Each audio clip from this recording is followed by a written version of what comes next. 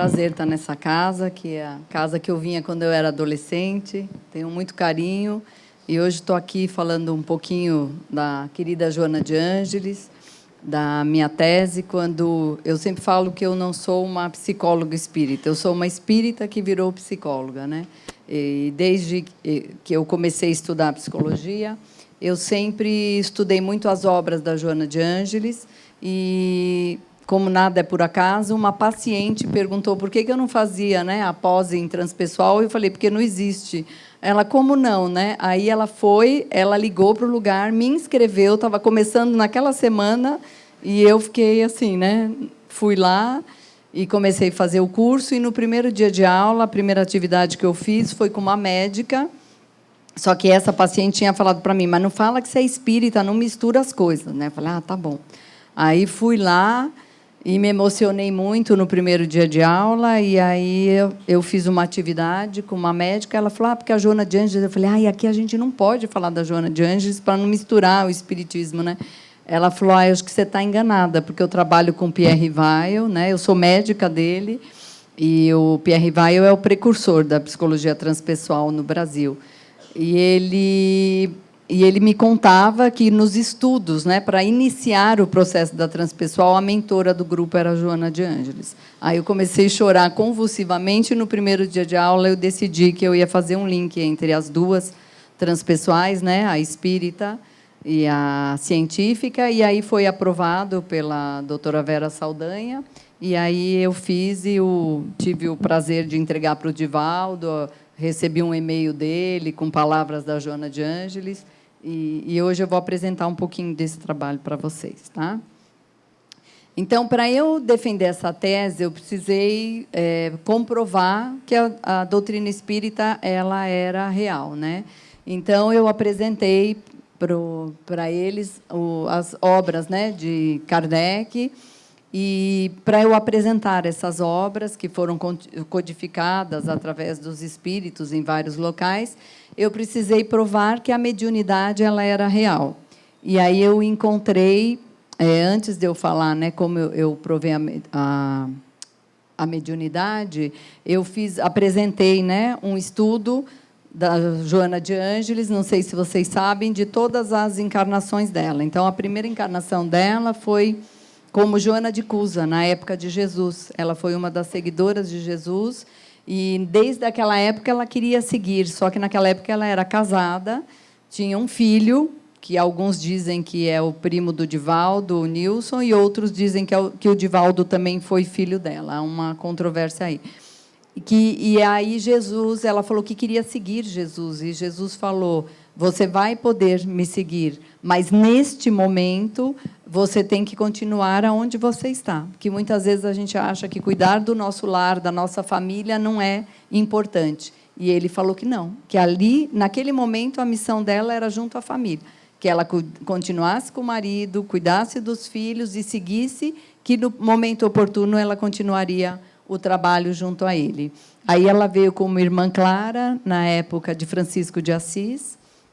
Depois ela veio como Joana Inês de la Cruz, no México.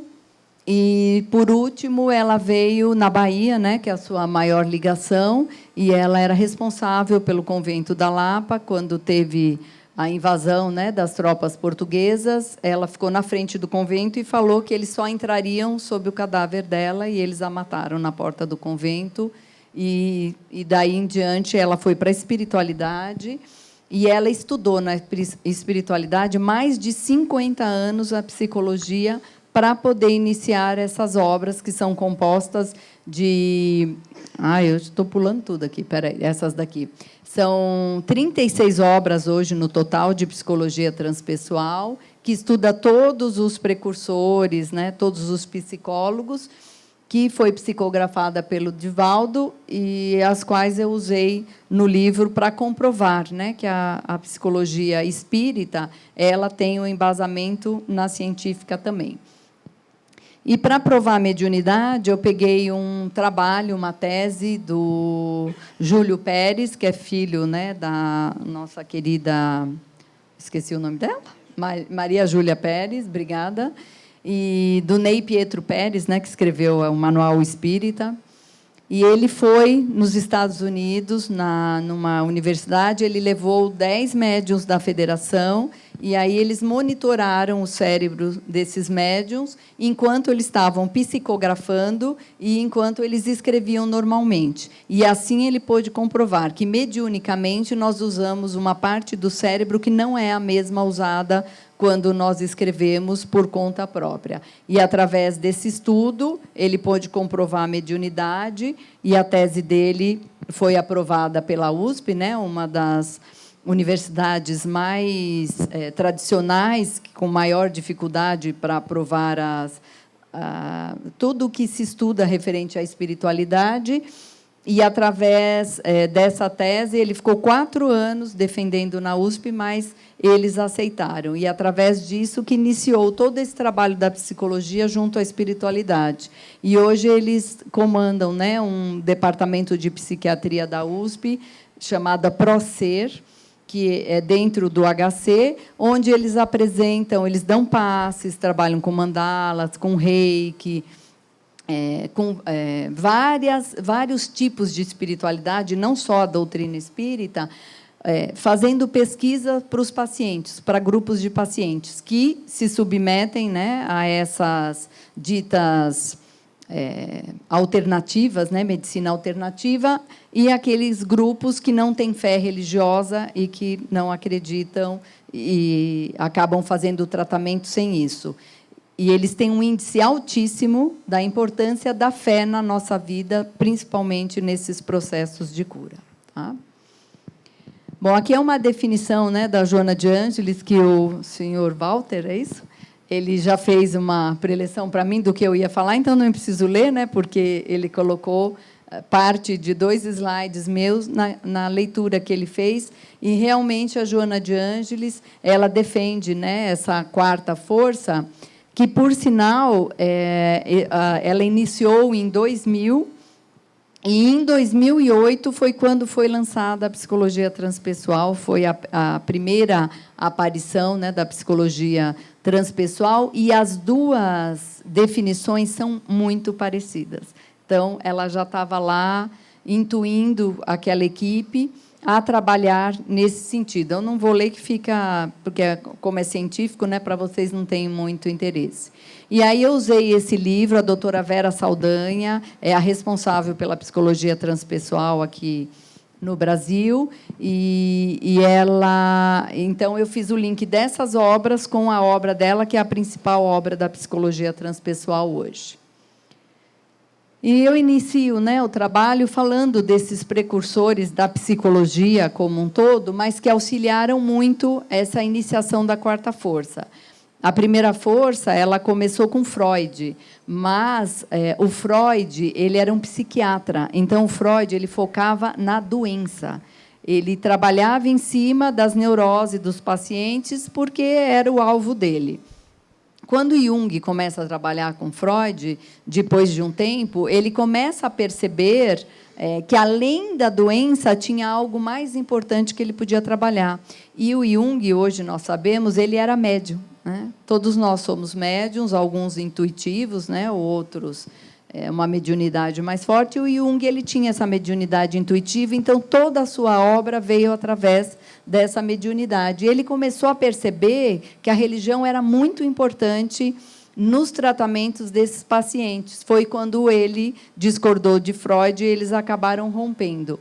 E aí o Jung já começa a trabalhar, né? Ele fala muito do inconsciente coletivo, que hoje nada mais do que as nossas lembranças reencarnatórias. Tudo que nós lembramos, porque nós sabemos que tudo que o nosso espírito aprende, a gente fica ali, e ele pode ser acessado em qualquer momento, dependendo da utilidade daquela encarnação.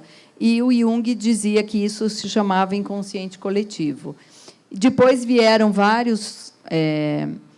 o Assagioli, o Stanislav Grof e o Maslow, né, que a pirâmide de Maslow, que todo mundo deve ter estudado na escola, que é uma psicologia mais humanista, que é a 3ª força, onde eles começaram a trabalhar esse lado positivo do homem. E, quando veio a psicologia transpessoal, o foco mudou totalmente. Então, a psicologia transpessoal ela é um pouco diferente das terapias tradicionais, onde a gente foca o problema do paciente. Normalmente, quem procura terapia é difícil. Hoje já tem bastante, mas ainda é difícil a pessoa que vem para buscar um autoconhecimento, que é o correto.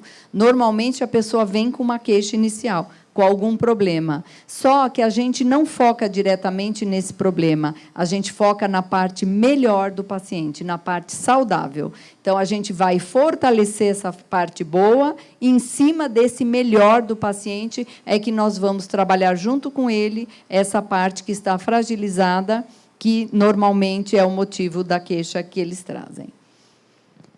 Então, o Jung dizia que não há despertar de consciência sem dor. As pessoas farão de tudo, chegando aos limites do absurdo, para evitar enfrentar a sua própria alma. Ninguém se torna iluminado por imaginar figuras de luz, mas sim por tornar consciente a escuridão. Aí a gente já vê que tem esse fundamento igual o do Espiritismo. Nós, né, que também foi falado aqui no começo, nós temos que buscar essa nossa essência. Quando nós nascemos, todos nós trazemos dentro de si a centelha divina do Pai.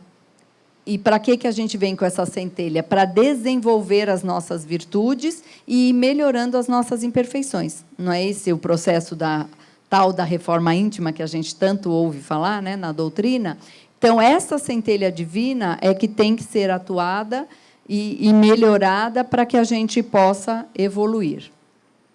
Este é o Pierre Weil, né, que eu falei para vocês. Ele é um francês, ele era um educador, ele faleceu há pouco tempo, e ele veio para o Brasil, trouxe a psicologia transpessoal, e olha só o que ele dizia sem conhecer Kardec, né? Que a vida é um pulsar contínuo no qual nascer, morrer, renascer faz parte de um processo. Possibilita mudar ou ainda rever valores e crenças do indivíduo, o qual é um ser transformador de energia e um sistema evolutivo com eterna continuidade.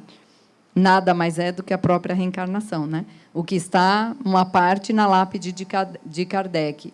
Então, eles já perceberam que este processo evolutivo ele não se perde aqui. Por isso que hoje, até cientificamente, nós sabemos que todo o conhecimento que nós adquirimos nessa vida, nós vamos utilizar numa outra vida futura. Então, se a pessoa com 80 anos resolve fazer uma faculdade, um curso, maravilha. Aí muitas pessoas falam, mas você vai fazer o quê com isso? Vai fazer muita coisa. Numa outra encarnação, esse conhecimento pode ser acessado. Como a gente percebe isso? Hoje nós já sabemos que não existem milagres, né? Nós que estudamos a doutrina, e que não existem gênios e nem pessoas que Deus levantou de bom humor e falou, hoje eu estou muito bonzinho, você vai ser o top em tudo. Então, você vai vir já com todas as características boas. E hoje eu levantei de mau humor e você está danado, né? Não vai ter nada, não vai aprender nada. Não existe isso. A gente sabe que tudo é conquista do espírito.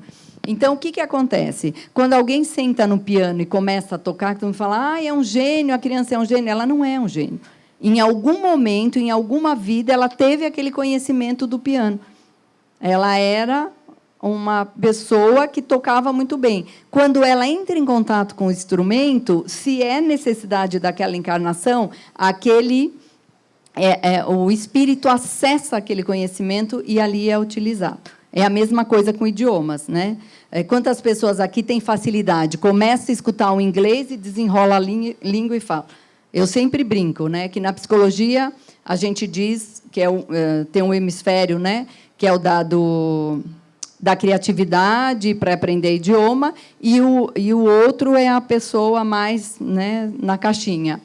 E eu falo que o meu hemisfério direito da criatividade não funciona e que só morei no Brasil, porque eu não consigo aprender inglês nunca, né? Eu estudo e não entendo nada que ninguém fala. Mas, se eu me esforçar muito e aprender alguma coisa, numa outra encarnação eu posso desenrolar a língua quanto muitas pessoas. Mas, nessa aqui, eu só nasci no Brasil mesmo, eu brinco que deve ser lá nos sertões dos sertões, porque até o português foi difícil de aprender. Então, e não é porque ela é bem dotada, ela é uma coitadinha, não.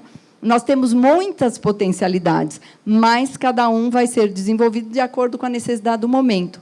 Chico Xavier é um exemplo máximo.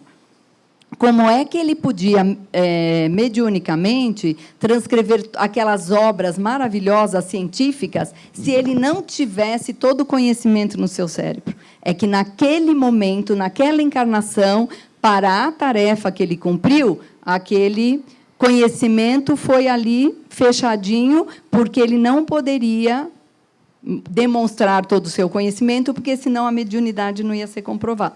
Iam falar, ele sabe tudo, é dele, não é mediúnico. Mas, como ele só tinha a 4ª série primária, e ele era uma pessoa extremamente humilde, então foi-se cogitado que aquelas obras não poderiam ser dele. Então, tudo é perfeito, tudo é como Deus quer, e tudo tem uma explicação. E a gente tem que se aproveitar disso, que nós estamos aqui buscando conhecimento, para que a gente evolua e possa se utilizar de todas essas informações. Aí, correlacionando as duas um pouquinho, né, a Vera Saldanha ela diz que a transpessoal ela surgiu nessa transição de integração do saber em uma nova etapa da ciência e do conhecimento humano. E ela não é uma ciência hermeticamente concluída, como a maioria se acha. Muito pelo contrário, ela faz parte de pesquisas de ponta sobre o desenvolvimento da mente humana, com perspectivas promissoras. Então, é algo que não é fechado, como as demais teorias que surgem. Não, esta é perfeita, a minha... Não, a gente abre para tudo. Por quê? Porque, à medida que a gente vai evoluindo, as coisas têm que evoluir também. Então, o conhecimento também evolui, senão a gente não estava aqui reencarnando várias vezes. E, dentro da transpessoal, é levado muito em conta esse saber interior, esse saber que vem da nossa intuição. A intuição ela vem do espírito, daquilo que esse espírito já adquiriu em várias encarnações. As inspirações elas vêm de fora, do nosso anjo da guarda, quem tem a mediunidade auditiva, que escuta, essas são inspirações. Agora, isso que vem de dentro de nós é a intuição daquilo que nós já adquirimos em outras encarnações. E a Joana de Ângeles ela vai dizer que, neste admirável amálgama da integração dos mais importantes insights das doutrinas psicológicas do Ocidente, com as tradições esotéricas do Oriente, surge o Espiritismo, pioneiro de uma psicologia espiritualista dedicada ao conhecimento do homem integral na sua valiosa complexidade, sintetizando diversas correntes de pensamento psicológico e estudando o homem na sua condição de espírito eterno. Sempre levando em consideração que a gente pode melhorar um pouco mais a cada dia, mas também respeitando o grau de evolução em que nós nos encontramos agora, que é muito importante. Muitas vezes a gente se recrimina muito, e na transpessoal a gente trabalha muito isso também, que o importante é a gente não parar de caminhar.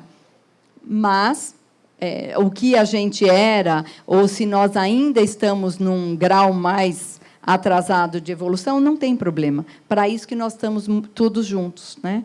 Juntos a gente consegue crescer mais e se respeitando e seguindo os mandamentos de Jesus. E aí eu achei essa obra também, a Celeste Carneiro, ela trabalha com o Divaldo lá na Casa do Caminho, ela também é uma psicóloga transpessoal que usa a arte terapia, para ajudar as crianças, os adolescentes a se desenvolverem. E ela que fez com o Divaldo o livro sobre a Joana de Ângeles, que eu peguei para falar das suas diversas encarnações. E ela também trabalha, né, esse ser integral, e ela tem uma contribuição muito grande na abordagem integrativa, dizendo que o cuidar do ser como possuidor de algo além do corpo físico, uma memória que extrapola a vida presente, uma realidade que inclui seres da dimensão espiritual, com experiências que transcendem a vida corporal e que nada tem de patológico. Quantas pessoas foram internadas em clínicas psiquiátricas achando que eram loucos e, na verdade, eram médiuns desequilibrados que não tiveram a oportunidade de desenvolver a sua mediunidade, né? E aí surge tudo na mesma época, que a gente, na psicologia, eles chamam de sincronicidade. Mas, no espiritismo, a gente sabe que não existe acaso e que tudo acontece exatamente como tem que acontecer. Então, a Celeste Carneiro, ela conta que o David Lukoff, que é um psiquiatra americano, ele apresentou os motivos que levaram a incluir o diagnóstico estatístico da saúde mental, que é o DSM-4R, a categoria diagnóstica problemas espirituais e religiosos, identificando a necessidade de se levar em conta a religiosidade, a espiritualidade da pessoa nesses processos de desequilíbrio. E aí vocês já devem ter ouvido falar do Dr. Sérgio Felipe, né? Que é um psiquiatra que também demorou mais de 4 anos para que a sua tese fosse aprovada na USP, e ele que fala pela primeira vez na glândula pineal, que é a nossa glândula que nos liga à espiritualidade. E ele diz, né, que muitos dos pacientes poderiam se curar a partir do momento que tivéssemos uma medicina que leve em consideração esse ser integral. E na clínica dele é acoplado uma sessão de desobsessão, tem os médiuns que atendem, e vários hospitais psiquiátricos hoje, seguindo esse modelo, têm acoplado com eles um centro espírita onde se detecta primeiro se o paciente realmente tem um distúrbio mental ou se ele apenas tem uma mediunidade que ele ainda não descobriu. Antes de dar aqueles vários remédios, os choques que antigamente, porque aí tem a lesão do cérebro e não tem mais volta. Então, olha que beleza, né? A ciência se abriu para que isso fosse comprovado e hoje tem esse trabalho concomitante, o que é muito positivo para nós. E, na mesma época, né, que eu estava escrevendo a tese, eu achei essa reportagem, o Harold Koenig, ele estava aqui no Brasil, lançando esse livro, Medicina, Religião e Saúde, o encontro da ciência com a espiritualidade. E ele apresentava a sua tese dizendo que a fé religiosa ajuda as pessoas em diversos aspectos da vida cotidiana, reduzindo o estresse, fazendo-os adquirir hábitos saudáveis e dando-lhes conforto nos momentos difíceis, entre outros benefícios. Como eu trabalhei muitos anos com pacientes com câncer, a pessoa que tem o câncer e ela tem uma religião, o procedimento, o encaminhamento dele e a luta da doença é completamente diferente daqueles que não têm fé nenhuma. Então, assim, a fé ela faz toda a diferença na saúde. Não importa se a gente chegou aqui nessa casa pela dor. Porque, se eu perguntar, né, quem chegou pelo amor, quem chegou pela dor? 90% vai levantar dizendo que veio pela dor. Por quê? Porque, ainda, no grau de evolução que nós nos encontramos, a dor ainda é nossa maior mestra. Seria melhor que a gente viesse por amor. A gente brinca que Deus é que nem pai e mãe, né? Ele vai sussurrando no nosso ouvido, mandando recadinhos para a gente chegar na religião. Mas a gente é teimoso e fica lá fingindo que não ouve. E aí ele dá o berro, né? Não é assim que a gente fala? Filho, não mexe aí. Não mexe aí que você vai levar um choque. Aí ou a gente vai lá e cata ele pelos cabelos, ou a gente dá um berro que ele sai da tomada. Não é assim que a gente faz? Deus faz igual. Só que ele, como ele não grita, ele manda a dor. Porque aí a gente vem rapidinho procurar, nós nos encontramos com a fé, e nós percebemos a importância da transformação. Eu tive até um estudo na minha dissertação, né, de oncologia, quando eu fiz a psico-oncologia, da diferença dos pacientes que realmente encontraram a fé. E eu falo que qualquer dia vão caçar meu CRP, né? Porque ou eu levo meus pacientes do consultório para o Bezerra, ou os pacientes do Bezerra vêm para o meu consultório. Eu falei, a hora que eles perceberem que eu estou fazendo isso, eu vou perder meu CRP. Mas, até aí, tudo bem, eu já devo ter cumprido minha missão. Por quê? Porque os que eu levei e começaram a estudar e fizeram trabalho voluntário, eles se curaram. A gente sabe, logicamente, que não é porque, né, vai dizer, ai, Magali, eu estou aqui e não me curei. Às vezes, a nossa aprovação exige que, naquele momento, ainda não é o da cura. mas, principalmente, câncer de mama e câncer de próstata, que são comprovados cientificamente, que vêm de um fundo emocional, de alguma tristeza muito grande, uma decepção, ou de acúmulos de mágoa e ressentimento, que nós somos muito bons nisso, eles têm a probabilidade de cura quando a gente encontra um novo caminho. Então, eu lembro quando eles chegavam no paciente, principalmente as mulheres, e eu dizia, né, um dia você vai agradecer, essa doença vai mudar a sua vida. E aí tinha uma que você, eu tenho vontade de voar no seu pescoço, que você está falando isso porque não é você. E hoje ela é uma trabalhadora do Bezerra, foi um processo super bonito, e ela fala que realmente ela agradece hoje por ter tido câncer, que ela é uma outra pessoa. A gente passa a valorizar o que muitas vezes não valorizamos quando a nossa vida está muito boa e a gente nem lembra de agradecer, não é assim? A gente deita na cama e aquele Pai Nosso, Ave Maria, ai, você rezou? Ai, eu tentei, mas eu acho que eu dormi, não sei em que parte. Não é verdade? Por quê? Porque a gente poucas vezes se lembra de agradecer, né? Mas pedir, a gente, infelizmente, pede muito. E aí eu apresentei também, que é maravilhoso, quem tiver a oportunidade de ler, ele é de um médico, neurocirurgião, Eben Alexander. Ele é filho de um bambambam da neurocirurgia também nos Estados Unidos, e ele dizia, né, que os pacientes em coma chegavam e, quando voltavam do coma, eles contavam das viagens na espiritualidade, e ele era totalmente cético, não acreditava em Deus, em nada. E aí ele falava, toma esse remédio e vai embora, né? E aí ele teve, de repente, do nada, um dia ele levantou para trabalhar, ele caiu duro, e teve uma doença que era... que só quem tem são crianças ou pessoas que operam o cérebro, que agora eu me esqueci que doença que é. É uma bactéria que só dá em quem faz cirurgia cerebral ou crianças de até determinada idade. E, no caso dele, não era nenhuma das duas coisas. Ele ficou em coma 7 dias. E os diretores, os médicos, companheiros dele que trabalhavam com ele, falavam para a esposa dele, olha, é melhor ele nem voltar. Porque, se ele voltar, ele vai vir cheio de sequelas, não tem... A gente não explica como ele pegou isso, não existe, é o único caso que nós estamos vendo. E aí, quando ele volta, ele conta a experiência que ele teve, as muitas moradas da casa do meu pai. Ele foi levado por uma criança para fazer toda essa viagem e conhecer toda a espiritualidade e explicar tudo o que a gente estuda aqui nesta casa. E aí, quando ele volta, ele acorda do nada e acorda sem nenhuma sequela. E os médicos, lógico, nossa, é um milagre.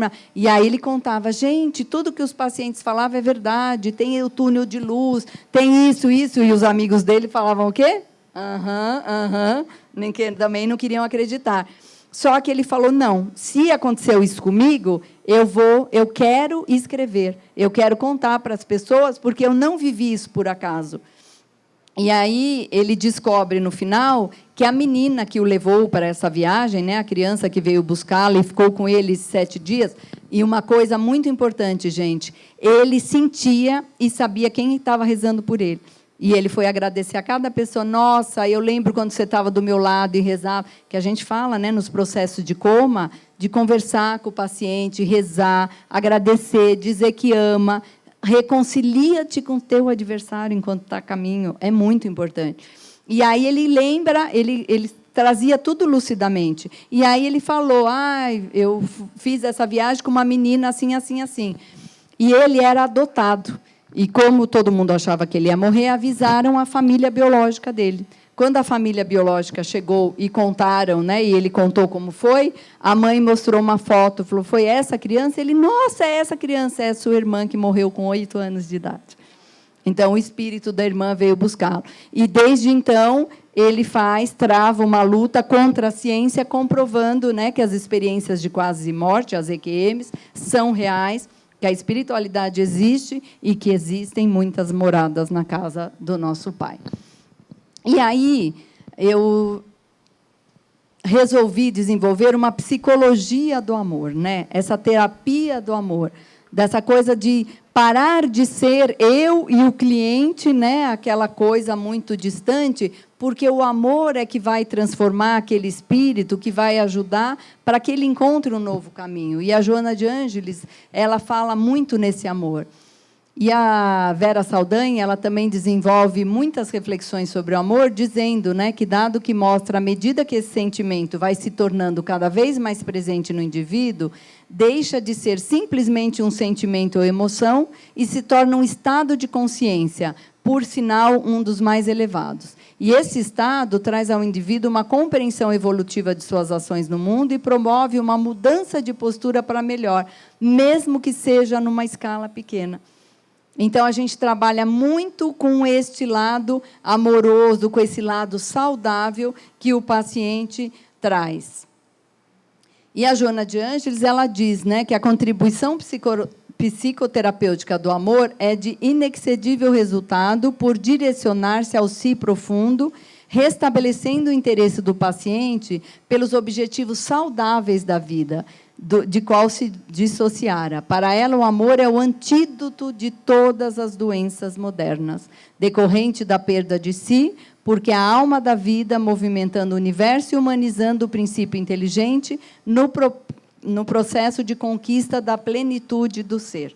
Então, aquele que se ama verdadeiramente, que se respeita como é, ele busca os seus aspectos saudáveis e aceita as suas imperfeições. Não adianta a gente fingir que não tem, porque nenhum de nós é perfeito, senão nós não estaríamos aqui.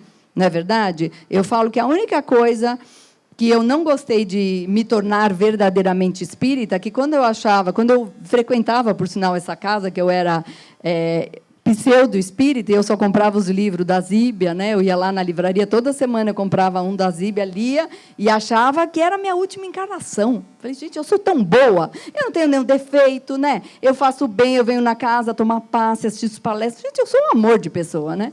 E aí, quando eu estudei, eu falei, gente do céu, onde que eu tenho tantas encarnações? Aí me deu desespero, né? Mas como está lá no livro dos Espíritos, né?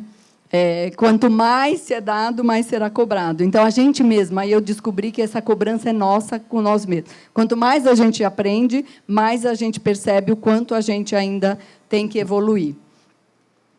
Lembrando, né, esse ser maravilhoso que, desde o princípio, nos trouxe, que o maior mandamento é amar a Deus sobre todas as coisas, e ao próximo como? E o que é isso, gente? A gente sempre acha, eu tenho que amar o outro, né? Eu sou boa se eu amo o próximo. Não, como a si mesmo. Então, como é que eu posso amar alguém se eu não me amo? Como é que eu posso respeitar o outro se eu não me respeito? Como é que eu posso aceitar as imperfeições do outro se eu não aceito as minhas? Então, esse trabalho da transpessoal, ele vai muito nesse fundamento de Jesus, né? Se ame, se olhe no espelho, invente um mantra para você falar de manhã. Você é um ser de luz, você é capaz, você vai conseguir, você vai lutar. Porque, quando a gente se ama do jeitinho que a gente é muito mais fácil de viver e mudar o que a gente não gosta na gente. Porque a gente começa a focar no que é bom. E nós temos um monte de coisa boa. Temos defeito? Temos. Mas o bom também é importante. E esse bom sempre fica apagado, não é assim? Por quê? Hoje, a maioria das pessoas que vão no consultório tem problemas de baixa autoestima. Por quê? Porque, gente, o mundo está num processo de evolução. Quando nós éramos, né, quem é da minha época, que eu não vou dizer qual é, né, mas só pela frase já vai saber que é da mesma época, os nossos pais, o que era que eles faziam com a gente? Eu, por sinal, morria de medo do seu pai, eu achava ele muito bravo. Eu vinha aqui, eu nem me mexia quando ele passava perto de mim. E meu pai era bem assim, muito bravo. Então, assim, se você tirasse 10 em tudo e mostrasse o boletim, qual era a frase dos pais? Fez mais nada que sua obrigação. Não era assim? Agora, se a gente tirava uma vermelha, apanhava, ficava de castigo. E hoje, eu falo, gente, não é justo. Eu apanhei que nem uma condenada, fiquei de castigo toda hora, não posso bater em filho, porque agora tem os direitos dos filhos, né? Então a gente não pode bater. Tem que estimular, né? Tem que elogiar. Então, isso é uma evolução. E os nossos pais não elogiavam, não era assim? Por isso que a nossa autoestima é rebaixada. Por quê? Porque eles achavam, não por mal, era o amor deles, que quanto mais eles exigissem, melhor seríamos, não era assim? Então, meu pai sempre, nada estava bom. né? Ah, eu fiz não sei o quê, fui promovida. Ah, que bom. Qual é o próximo passo? Meu Deus, mal acabei de ser num, né? Mas isso instigava a gente a melhorar. Era um tipo de educação. Hoje, com o desenvolvimento da psicologia, que todo mundo faz terapia, o que a gente descobriu? Que a gente tem que elogiar. Não é? O doutor Roberto falava muito isso. Você já falou para o seu marido que você ama ele? Falava, mas precisa todo dia? Todo dia, ele falava. Ele era muito fofo, né? E por quê? Porque assim é a importância de falar para os filhos que a gente ama, que a gente está orgulhosa, que bom que você fez isso, não é? Nós ensinamos em psicologia, quando a gente pega o boletim de filho, porque é muito engraçado, nós pais, a gente pega aquele boletim, tem 11 notas azuis, mas tem uma vermelha, o nosso olho vai que nem direto na vermelha, né? E a gente já quase infarta, eu, pelo menos, era assim. Aí a gente já começa a esbravejar. Então, a gente respira, né? A psicologia é muito bom, que ensina muito a gente respirar antes de falar. E aí respira e fala, nossa, filho, como você foi bem de geografia, ciência, mas parece que em matemática você não foi muito bem, né? Aconteceu alguma coisa? Aí a criança vai contar o que aconteceu. E você vai poder ajudar. Ao passo que você fala, meu Deus, você tirou vermelho, a criança diz que fecha, ela tem um bloqueio e ela não vai ouvir nada do que a gente fala. Então, é um exercício, e isso é uma evolução. Né? Os nossos pais fizeram o melhor deles, nós estamos fazendo o nosso melhor, e os nossos filhos vão fazer bem melhor que a gente. Não é assim? Então, isso é a evolução do mundo. Então, não é que os nossos pais não eram bons. Eles eram e nos amavam exatamente como a gente ama os nossos filhos, mas os conceitos eram diferentes. Então, nós podemos mudar como avós. Se a gente errou com os filhos, tem conserto. O que nada mais maravilhoso do que os avós, né, que falam que conseguem amar, não consigo imaginar, mas os avós falam que amam mais os netos do que já amavam os filhos, né? Eu acho que não tem, eu não consigo imaginar um amor maior que a gente tem para os filhos, mas, segundo os avós, existem. Então, os avós vão ensinando isso para os netos, incentivando, elogiando. Essa terapia do amor não é só no consultório, é nas nossas casas, principalmente. Porque a gente acha que em casa é o lugar que todo mundo tem que aguentar a gente, porque a gente chegou, né, já teve que botar máscara para ir para a rua, quando chega em casa, desconta tudo na família. Não, é na família que a gente tem que ser mais amoroso, mais compreensível, amar mais e estar mais unidos para superar todas as agrúrias, né, que nós temos hoje no dia a dia, em todos os sentidos. O Einstein ele já dizia que a ciência sem a religião é paralítica e a religião sem a ciência é cega. E a Joana de Ângeles ela diz que, embora Freud considerasse a religião por si mesma uma neurose compulsiva, Jung reconhecia a necessidade da religião para um bom e saudável equilíbrio psicológico, desde que constituísse estímulo para o prosseguimento das lutas e para o trabalho de renovação interior do indivíduo, utilizando-se dela como suporte nos seus atendimentos. Gente, e é muito claro, né? Trazer os filhos. Às vezes o pessoal fala, ai, Magali, mas meu filho não quer ir, né? Ele está numa idade, ele já fica na escola a semana inteira, no sábado, você quer que traga ele na evangelização? Sim. Se ele estiver doente, você não vai levar ele no médico? Ah, mas é diferente. Se ele tiver que tomar um remédio, você não vai obrigar, nem quando a gente faz, abre a boca, segura, o pai segura as pernas, a gente enfia o remédio goela abaixo, porque sabe que ali está a cura do filho, não é assim? Por que a gente não insiste em trazer os filhos na casa espírita? A gente permite que eles escolham. Ah, eles não estão afim agora, não é a época.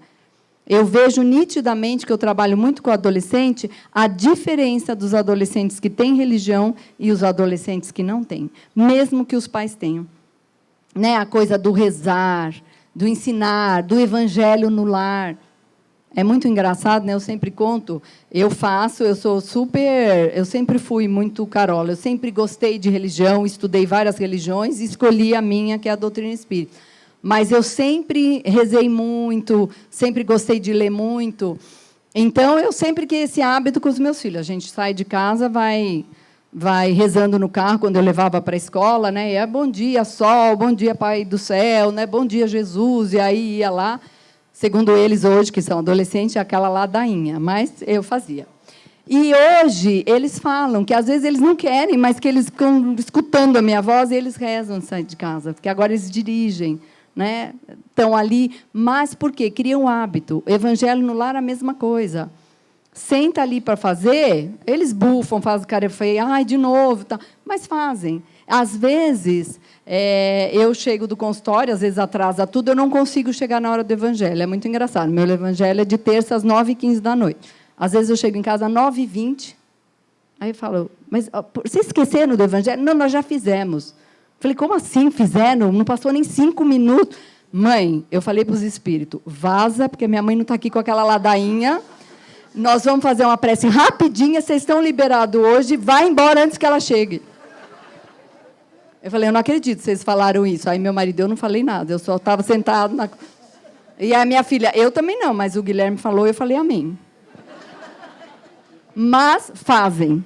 Né? Eles vão lá, eles não têm paciência neste momento, mas eles sabem que eles têm que fazer. E que os espíritos estão lá. E aí, como eu sou muito chata, eu falo, então agora volta todo mundo para a cozinha, porque eles ficam 20 minutos aqui, eles estão lá ainda. Não, mas eles não estão. Eu falei, estão, e agora nós vamos fazer mais 20 minutos. Aí eles querem morrer, né? Mas fazem. E quando eu esqueço, porque às vezes todos nós esquecemos, eles falam, mãe, é a hora do evangelho. Eu falo, meu Deus, eu esqueci. Então, fica na cabeça. Por mais que eles falem que a gente é chato, mas eu falo, é bom. Porque pai e mãe que não é chato é aquele que não educa. E o que não educa é o amiguinho. E amiguinho eles têm bastante na escola. Eles precisam, os que educam, que é o que está faltando hoje muito nas crianças. Não é verdade? Então, a gente precisa tomar cuidado com isso. A Saldanha diz que a espiritualidade ela envolve a necessidade da transcendência, a sensação de bem-estar, que é experienciada quando encontramos um propósito, um sentido significativo para a vida, que favorece essas experiências transpessoais. E o Pierre Weil, ele diz que a psicologia transpessoal ela possui um grande potencial terapêutico, que é o de modificar as formas destrutivas, transformando-as em formas construtivas de energia, por meio de uma superação comum de consciência, através da entrada no nível de uma experiência transpessoal. Exemplo, transformando o ódio em amor. Se nós pensarmos, energia é uma só. A mesma energia que nós usamos para o nosso trabalho, para estudarmos, para carregarmos um peso, é a mesma energia que uma pessoa usa para agredir a outra. O que diferencia é a intenção da energia, a intenção do espírito que está se utilizando, porque a energia é uma só. O Wagner Borges ele diz que a espiritualidade é um estado de consciência, é um discernimento em ação. Chico não dizia que a caridade é o amor em ação. Não adianta também falar e não fazer. Né? E ele foi um dos maiores exemplos que nós tivemos aqui do que é exercer este amor. Então, portanto, para compreendermos melhor, né, os pacientes e, de uma maneira geral, os nossos entes queridos, nós devemos enxergá-los como um ser integrado, nos seus aspectos físico, mental, emocional e espiritual, embasados nessa psicoterapia do amor e do respeito. E a Joana de Ângeles nos diz que a conquista de si mesmo está ao alcance do querer para ser, do esforçar-se para triunfar e do viver para jamais morrer. Então, o que a gente ensina? Né? Que o terapeuta é aquele que nos toca, que nos inspira a alçar grandes voos rumo ao que realmente somos. Por isso, a terapia deve dedicar-se ao processo de reparação daquilo que a normose destruiu no ser humano. O que é a normose? Gente, é o que a gente está vivendo hoje. Ah, todo mundo sonega imposto? Por que eu vou pagar o imposto? Ah, todo mundo para na vaga do idoso? Por que eu não é só um pulinho? Eu vou parar rapidinho. Né? Todo mundo faz tudo errado, por que eu vou fazer? Então, são mínimos delitos que depois chegam nos delitos grandes que nós estamos assistindo. E eu achei o máximo um WhatsApp que dizia, se nós queremos julgar tantos os políticos, vamos pensar em nós. Nós nunca pegamos uma caneta da empresa que a gente trabalha achando, tem tantas, não tem importância. Nós nunca tiramos uma xerox escondido, sem pedir permissão para a empresa ou sem pagar por ela. Né? Nós nunca fizemos nada errado, ficamos com um troco de... Então, são mínimas coisas que, às vezes, a gente faz e acha que aquilo não faz diferença, mas faz. Eu não vou pagar o imposto, eles já me cobram tanto, eu não tenho segurança. Não. O que Jesus dizia? Dai a César o que é de César, a Deus o que é de Deus. Então, nós temos que pagar os impostos, sim. São exorbitantes, nós não temos nada, não importa. Eles e Deus. Então, nós e Deus também. Então, o que nos cabe, nós temos que fazer para que possamos cobrar. E isso a gente faz através da educação dos nossos filhos. Não permitir que eles tragam uma borrachinha de um amigo. Ah, é criança. Não, não é criança. Ele vai fazer, mas é ali que tem que educar. Não, isso que não é seu, vamos devolver. E são pequenos gestos que vão fazer essa transformação do nosso planeta de expiações e prova para mundo de regeneração. Então, o terapeuta ele não pode levar alguém a um lugar que ele não tenha visitado. É assim como nós, aqui da doutrina espírita. A gente não pode falar daquilo que a gente não estudou, não vivenciou. E o Stanislav Grof ele diz que, na medida em que uma mudança evolutiva de consciência constitui um requisito vital para o futuro do mundo, o resultado desse processo depende da iniciativa de cada um de nós. Então, uma andorinha faz verão. Se cada um de nós que estamos aqui, numa véspera de feriado, né, com esse calor, a gente podia estar em casa, tomar um banho geladinho, estar jantando, assistindo televisão. Se nós estamos aqui, é porque nós queremos nos transformar. Então, que a mudança aconteça a partir de nós, porque cada um mudando um pouquinho, o seu bairro vai melhorar, a sua cidade, o seu estado, o seu país, e assim sucessivamente. Então, para mim, a psicologia transpessoal ela amplia essa consciência do próprio eu, buscando o que temos de melhor, que é o nosso eu divino. Pois somente quando estudado na sua plenitude, o ser pode resolver todos os questionamentos e desafios que o compõem, ampliando as possibilidades do desenvolvimento do eu divino. Então, nós também sabemos na doutrina espírita que a nossa vida ela tem que ser uma transformação da lagarta em borboleta, desenvolvendo as nossas asas, tanto a da intelectualidade quanto a da moralidade, para que possamos alçar grandes voos em busca desse ser integral. Muita paz a todos. Obrigada.